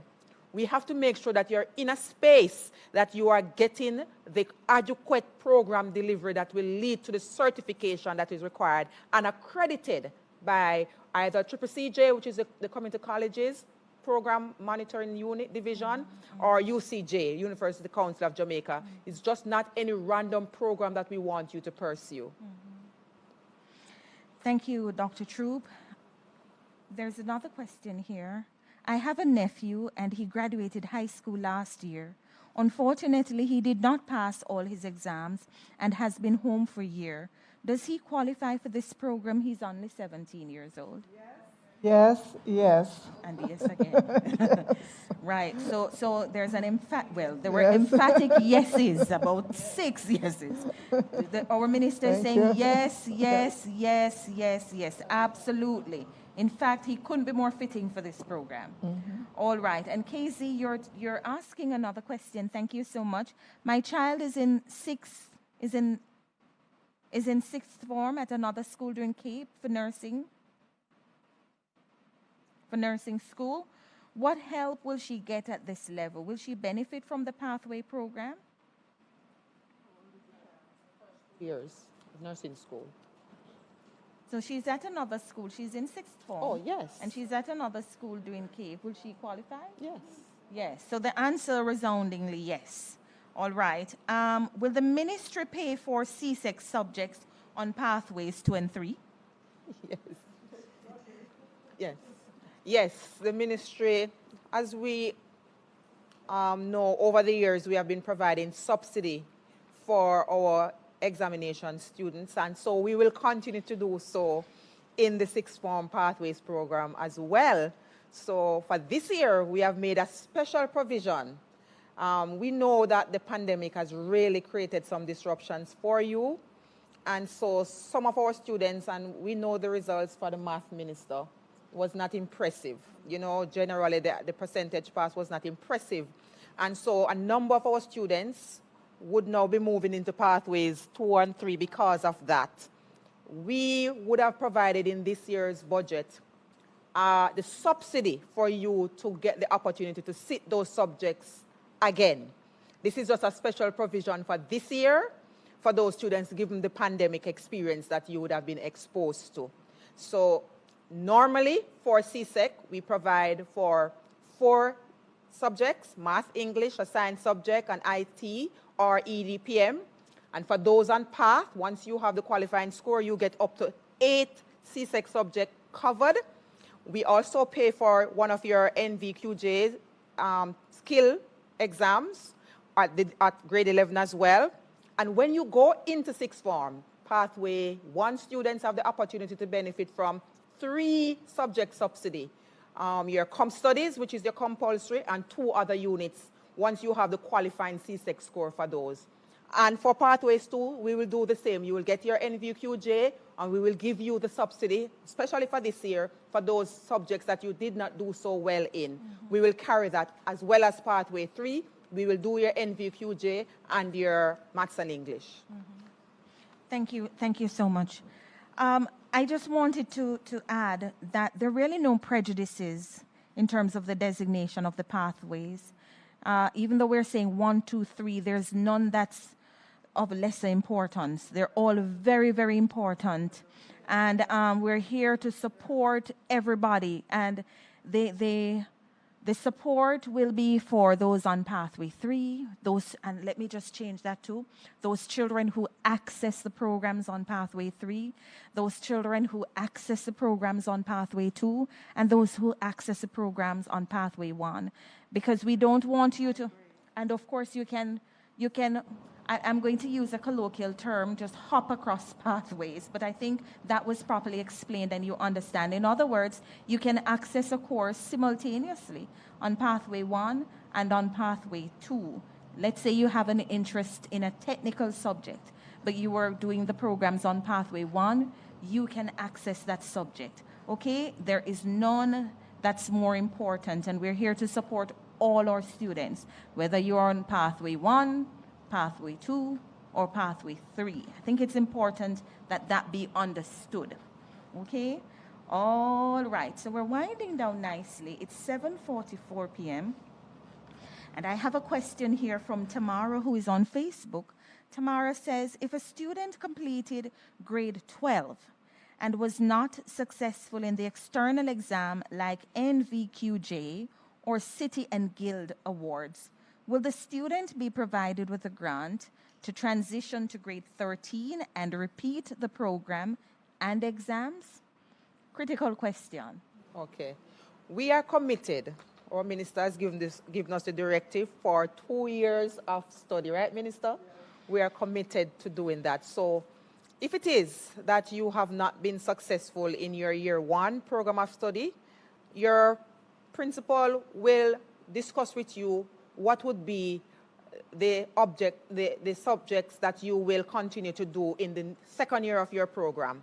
Once you continue in the secondary education program, we are obligated to provide the grants for you. So we will contribute towards your grants for being in the education program. So that's a given based on the directive of our minister. We have a compulsory secondary 7-year of high school program. So we will provide the grants. We'll make sure that the teachers are in place. We'll make sure the materials are in place for you to prepare for your exams. If it is, though, for this year, as I said, we are making an exemption because we know what the pandemic is like. So those students who have failed some of their preliminary courses, like for the maths and English, that you should have passed last year because we provided the grants, we are making an exception this year for you. But going forward, students have a responsibility, parents, to make use of the opportunity.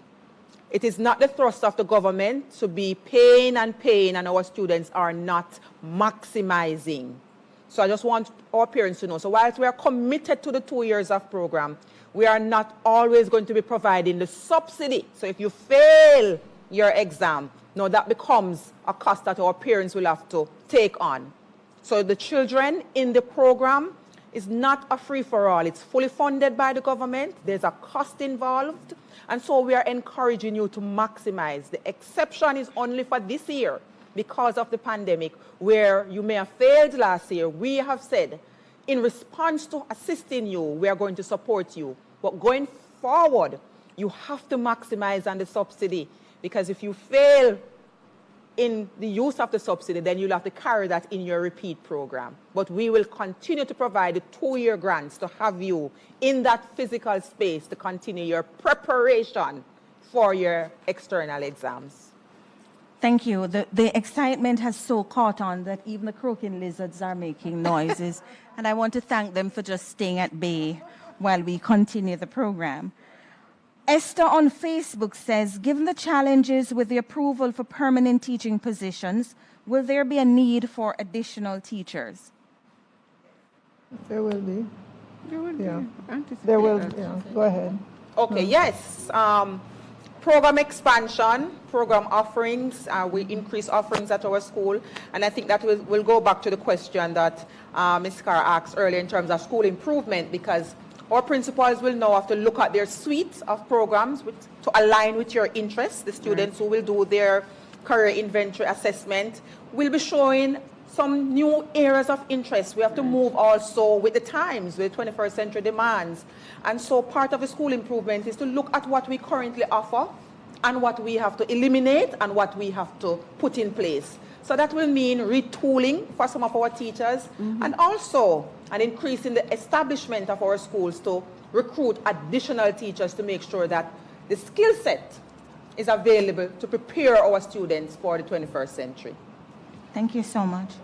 Where can I go to acquire additional information, Minister, on the Pathway program? Sandra wants to know. So our website, the ministry's website, is a good place to start. We have been and will continue to put out more information on different social media platforms. We will be answering frequently asked questions so persons can see it. Their schools or regional offices, their phone lines that will be available as well to answer the questions. And we will continue to do more of these town hall meetings to give our parents a chance to ask more questions. The book. Okay. And the ministry's website has been revamped, if you will. It's looking good, so parents should have no difficulty finding information. Information is readily available, so says our Minister of Education. And you could easily type in Minister of Education Jamaica, and it takes you right there. It's very easy to access. In fact, I put MOE, and I don't even put the Y, Cheryl. I write MOE, and it throws me right there. That's how, yes. Okay. Oh, so I'm sure, right. That's right. So when you get onto our website, you should see this document, okay. And in it will be all the information. After you finish reading it, if you still have questions, I think we might be setting up like an, right, it will be up tomorrow. This publication will be up tomorrow. All right. Yes. Thank you, Minister. And it reads Sixth Form Pathways Program for 7 years of secondary education in Jamaica. And it's easy to read. It's well laid out. You should have no challenge accessing the information. Thank you so much, Sandra, for that question. And we have another question. In fact, no, I think I read that question already about the teachers. We're winding down. We have only 10 minutes to go. So here is your opportunity to throw in maybe 2-3 more questions, and then we will begin the wrap-up and final statements. I'm getting another question coming through from Facebook. So let me just show this document again. We have some school-aged children on the cover, and it says version 1, 2021, and it's the SFPP, and this is what it looks like. Okay, and we have a question coming through on Facebook. Thank you so much, panelists, for having stuck it out for almost 2 hours, 9 minutes to go now. Corinne is typing as fast as she can to get the question over to me. I want to thank you, Dr. Benjamin, for answering the questions, and Dr. Troop, and P.S. Dwyer, and certainly our Minister of Education, who has taken on this program really as her baby. And she has told you many times how this program will change the landscape and that it has been a long time coming and it's an important one, not just for children, but I just believe by extension Jamaica as a whole. So here we go, Corinne, maybe you want to just cut the question and I'll infer the rest. Right, so will students be okay, assessed, that's the word, okay. Will students be assessed by the psychologists before such investment if the child is not performing academically?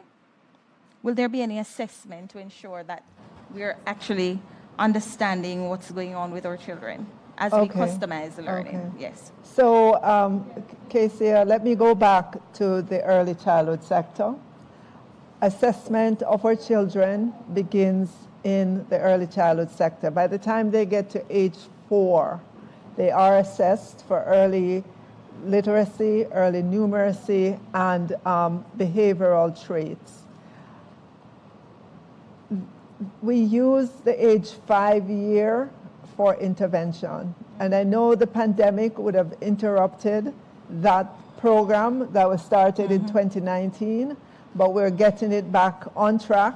And so by the time our children get to primary school, they would have been assessed and would have gotten intervention programs to allow them to enter primary schools, being ready for primary schools. And then during primary school, there are just different levels of assessment that go on in primary schools and into high schools. So it's not a matter of, once they're about to enter this program that we are going to be offering, some psychological program. It's continuous. Yes. And it's to help the students. It's not to separate them or marginalize them. We do these assessments so that we can know the gaps and then take the action in order to help our children. It's no good to do it way, when they're about to enter this program. Do it from the early childhood stage all through school, so we can help them as they go along. Yes, thank you, Minister. Well said. And I know our acting permanent secretary will underscore that, because data is so important in this process. We have to get as much information on the children so we understand who they are as learners, who they are as people even, so that we know how to customize. That's why we've been using that word, customize. In other words, we're literally creating a program that will speak to who they are as learners and as people. That's what we're doing. And so the data that we collect are important for all our children as they continue on this important journey called education. All right, so it is now 5 minutes to 8 o'clock, and I want to throw in one more question. Crystal, I wonder if you started promptly at 6. I don't think so, Let me throw in one more question. My daughter is in transition in upper 6. She's 18 and was taken off path. What help can she get?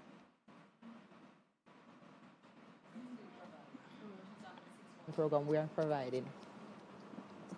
Please go ahead. Yes. Okay. The fact that your child is still in school under the sixth form pathways program, the Ministry of Education will still provide the resources for your child.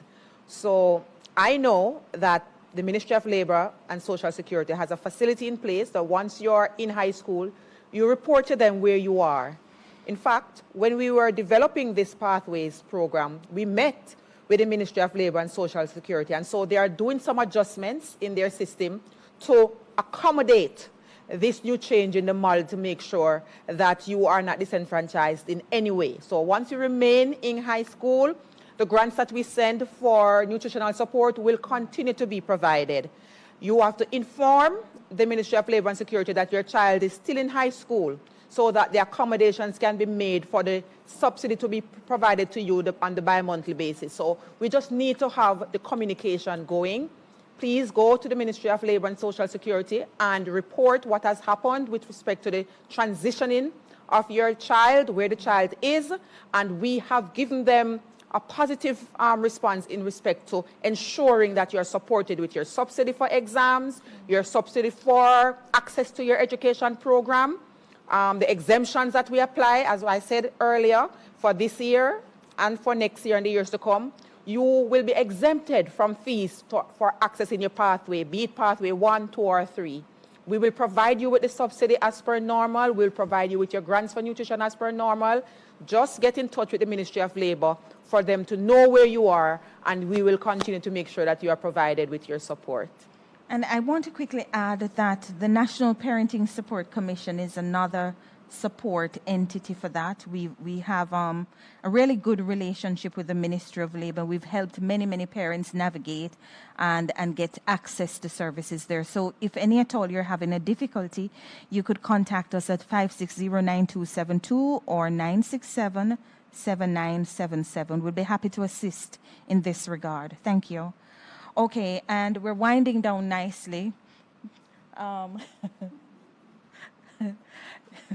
Yes, I see you, Mr. Perrin. We're winding down nicely. I want to hear last thoughts very quickly from our panelists, beginning with Dr. Benjamin.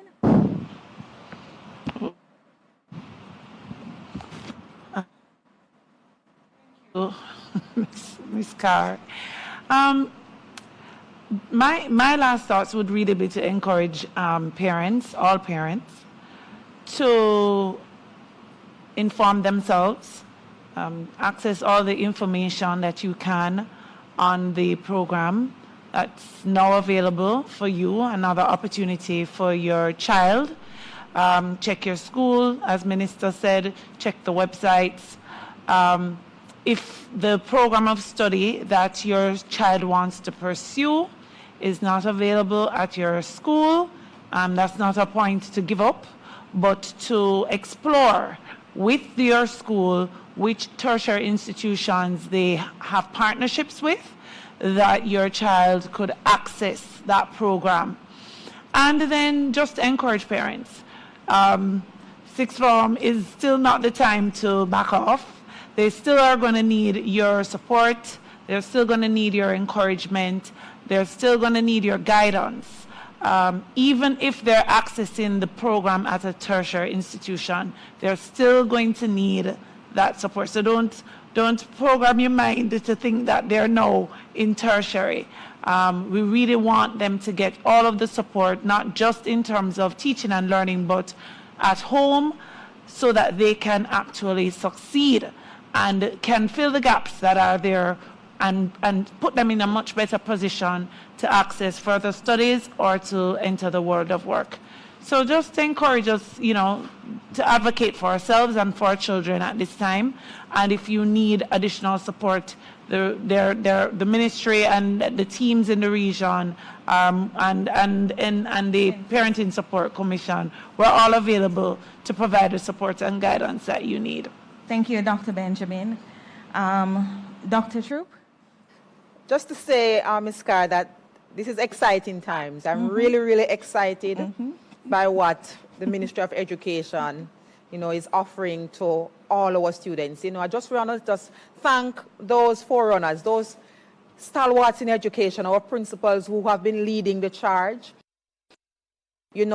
Sixth form, as the title that we are using now, is not new. We have had principals who have gone above and beyond to create programs in their schools to offer students an opportunity of learning. They would have had to choose. Some students would not have been privy, some students would not have been able to access because of the limitations.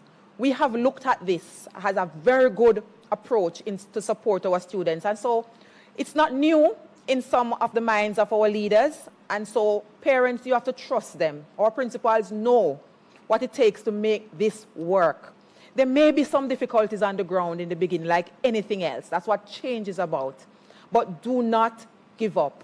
I want you to have the conversations. I don't want a conflict or a battle. I want a conversation with your leaders at your institutions to see what is happening and what are the options for you. We have expanded this suite with you in mind, and we remain flexible. we remain agile as students come up with new interests, as the market changes with what is happening in the global space. The Ministry of Education has a responsibility to adjust as we prepare our learners to just transform this world. So parents, go to your schools, ask the questions. If you're not getting anywhere, go to your regional offices in the regions of the ministries, in the different parishes. We want to provide the clarity. We want to support you. Every single Jamaican child needs to be attached in a program of learning this year. This is a wonderful opportunity, and I encourage all of you, take use of this opportunity. Permanent Secretary Dwyer. Thank you, Ms. Carr. I'm the one who will be brief. So, if I could rename this forum, this dialogue, I would say, let's talk education. This was so refreshing. I want, as we talk education, parents and people who are listening online, to think about this as an exercise in continuing to remove inequities from the education system. That's the exercise. That's what we're talking about in broad terms. I also want you to understand that we are expanding opportunities for all our children. So let's continue to talk education. Yes. Thank you. And Minister Williams. Sure. What I'd like to say is that the 21st century in which we're living calls on us to deliver education differently, to be flexible, to be relevant. It calls on us to provide our students with skills to navigate the world and for us to direct them to ensure that they have the opportunity to have a better quality of life than is available today. Too many of our young people have been drifting aimlessly, and it is my sincere belief that these sixth form programs that we have crafted for our students will allow them to finish their education strong and confident and to take their rightful place in the world and to move Jamaica forward confidently. Thank you. Thank you. And I want to thank all the panelists, including Dr. Clover Flowers, who is online. Thank you so much for having joined us and for talking education this evening. Minister Williams, I want to say thank you for placing such emphasis on this important program, and also for continuously showing that parental engagement is important. It's fastly becoming one of the hallmarks of your leadership, the fact that you're giving the public such access to you so that you can explain to them, they can hear directly from you what the plans are for their children. This partnership is so important, the one amongst schools, amongst parents, and amongst us here at the Ministry of Education. So it's a three-way partnership, if you will. Us here at this side of the ministry, schools, and certainly parents. And of course, by extension, students, who I believe are the most important among the four groups. I want to also thank all parents, all of you who stayed for 2 hours and you asked your questions. Some of you perhaps never asked any questions because you're still making sense of the information, and that's okay. I know in your own time you'll be accessing our online portal through our website, or you'll be accessing the different social media pages, and you'll be talking to your regional directors, you'll be talking to the schools, and you're also going to be talking to us at the National Parenting Support Commission, where we'll be more than happy to facilitate your questions and to help to guide you as you make the choices for your children. I thank you so much, our persons at Nationwide who carried this broadcast for us. I want to thank the persons from PBCJ Television for having carried this live. I certainly want to thank Crystal Clear for supporting us, not just today, but for continuing to support us so that we can be heard clearly when we do these information sessions. Our permanent secretary said it well. Let's talk education. It's by far one of my most, if not the most favorite topic. I love to talk education, and this is what we're here about. And it's been refreshing, as she said, and it's also been educational for all of us here. As we listen to your concerns, you're educating us as to what you need to hear from us. And we hopefully we're educating you as well. Let's continue this partnership now. Let us do what we need to do for our children. Thank you so much, everybody. Have a really good evening. Thank you. We're in a rush to change the education system. Bridging the digital divide is crucial. The government of Jamaica, through the Ministry of Education, Youth and Information, has been utilizing technology to enrich and improve the educational levels of its students and move towards a fully connected and knowledge-based society. We have to protect and nurture our children. It is important to keep our youth engaged. Thank you very much. Despite the challenges, Improving the educational outcomes is our #1 priority.